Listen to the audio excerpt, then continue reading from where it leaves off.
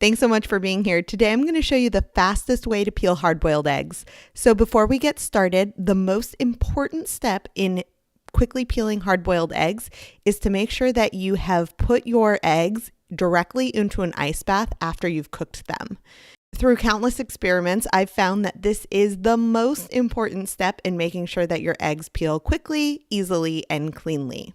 So once you have put your eggs into an ice bath for at least 5 minutes, you're going to give them a quick crack on a hard surface and then roll the shell all around so that you get kind of like a spider web of cracks all around the shell.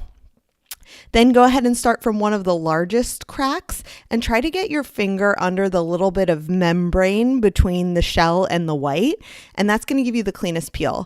From there, you should be able to peel off in just one long piece, and that's it. And just remember, if your egg doesn't peel cleanly or quickly, you can always turn it into egg salad and no one will be the wiser.